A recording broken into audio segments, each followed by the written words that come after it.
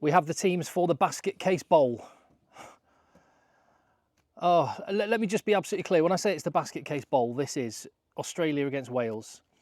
But the two sets of players, the two sets of fans, the two sets of coaches are not at fault in any way. They do not deserve the unions that they have, who have done their very best to ruin what have been two of the most successful rugby teams in the history of the sport, and two massively important sides to the world game as well. So I take no pleasure in calling this the Basket Case Bowl, but it is, because of the monumental mess that the unions have made.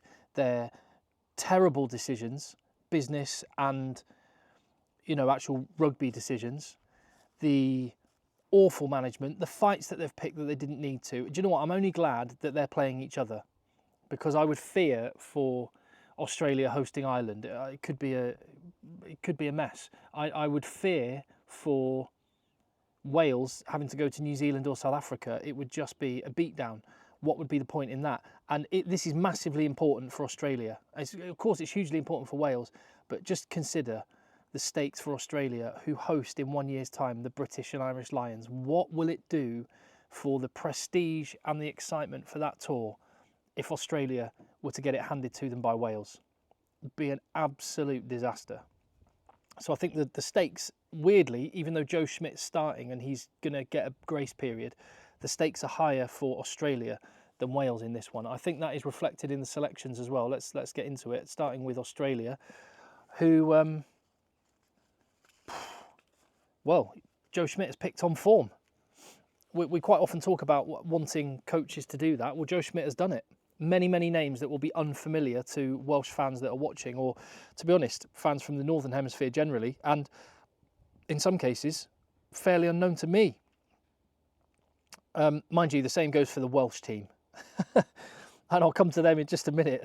They've got some fresh faces for sure. 7 potential debutants for Australia, 5 of them on the bench. But let's just start with number 1, James Slipper. What an absolute legend of a man. He's been through good times and he's stuck it out and dogged it through, and just been a great ambassador for Australian rugby through these bad times. He's been there forever. He is currently 7th on the all-time list of international caps. He's soon to go past George Gregan to become Australia's most capped rugby player, and he is the most capped rugby player currently playing the game still. That guy is a hero.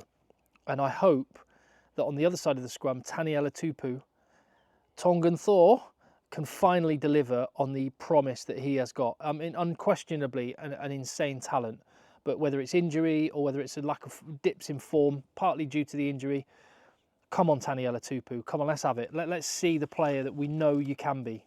Australia need it for more than 20 minutes. So that's the front row. Decent. Much like that, the back three I'm quite encouraged by. Tom Wright in particular has always impressed me. Injuries again have stopped him from getting more caps than maybe he should, or his talent deserves, but he's got the shot at 15 this time, and I'm hoping he can deliver on it. The debutants really are the story for Australia though, aren't they? Josh Fluke, one of the form players in Super Rugby, gets a shot in the 13 jersey. That's a big call. Jeremy Williams at lock. My goodness, when you think of the Australians that they have at lock that are unavailable to Joe Schmidt, the Arnold brothers, Emmanuel Meafu, Will Skelton, Adam Coleman, incredible talent. And this is the thing about Australia, they have no trouble generating talent, incredible athletes. They've got no worries with that. The worry is making sure enough of those incredible athletes that the country generates want to play rugby union.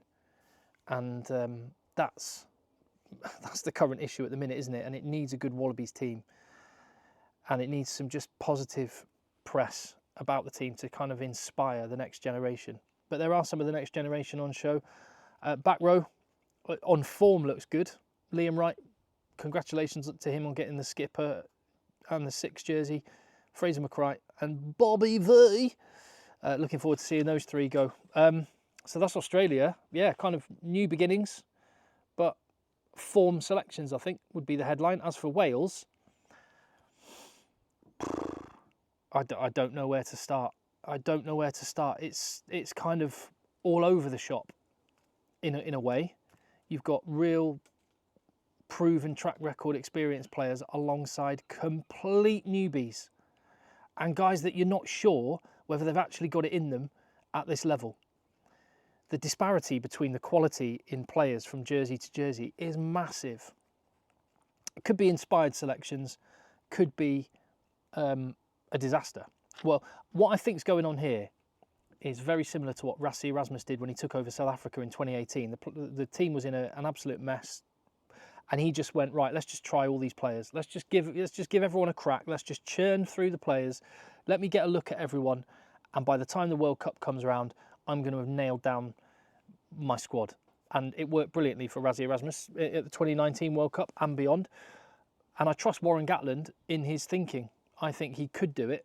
It's a tough, tough ask. Tell me what you think about this. I suppose the difference between Wales and South Africa is South Africa have got 10 players in every position that are very close to being of the standard, or very little difference between them. Wales just do not have that depth of talent. And, you know, I talked about Australia generating athletes. Wales have a more fundamental systemic problem. They're just not generating the talent. And we see that with Josh Hathaway. Pleased for him, he gets a shot on the wing. England under-20s, Gloucester Academy, and Wales had to get him over the border to play for Wales. Delighted for him, good, talented prospect.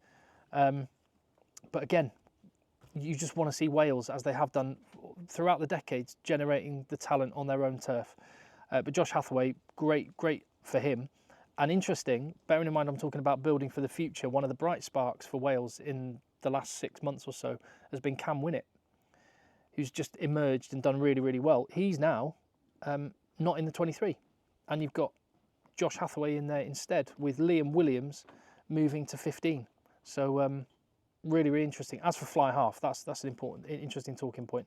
Thomas, I looked at this, I think 4 games played at 10. He knows Bevan from Cardiff really well. So he's mainly a 12. So does that mean he's going to be a crash ball option? And if that's the case, then Wales could have a game plan there, because they've got the 10 who's a 12, they've got the 12 who's a 12, and they've got the 13 who can play 12. So, yeah, if you're looking for just a robust, direct unit there, you've got it. But a strange call. I suppose the fact he knows Bevan from Cardiff might be something. But I think it is just going back to that selection. As I said, let's just try stuff. It might not work, and nothing ventured, nothing gained. But I might just find another Cam Winnett that give him a shot. Hardly any rugby, and you know what? He is okay at this level. And if that's what Gatland is up to, I'm kind of okay with it. That bench, though, I have to say, just on paper, that bench looks very, very questionable. The forward replacements on the bench, the front 5, it's bad times. It's bad times. And again, let me just stress, I take no pleasure in saying that, because I want Wales to be really good. As for a combined team then, so I've taken the 23 players from Australia, the 23 players from Wales, well, actually 15s. There's so little experience on the bench. I've not even bothered with the bench. I've just done the 15s, but that is what I've gone for. Tell me if you agree or disagree. I've gone for Slipper. Oh, sorry, James Slipper should be in gold there. So it's 4 Australians, 4 Welshmen in the pack, 4 Australians, 3 Welshmen in the back line. And a big part of that thinking in the selection is just so many of these players are unproven at this level. So I've gone with the known quantities over the unknown quantities. And there we go. I don't know. I think on this occasion, quite often the 23-man squad, the combined team, gives you a little sense about where the strengths and weaknesses and where the game may be won and lost. I think in this case, it's Australia and Wales. It doesn't really tell you a great deal. As I say, I'm just glad they're playing each other. And I hope that they're both in a better place after this 2-game series than they are going in, because it's not a good place. Good luck to Joe Schmidt.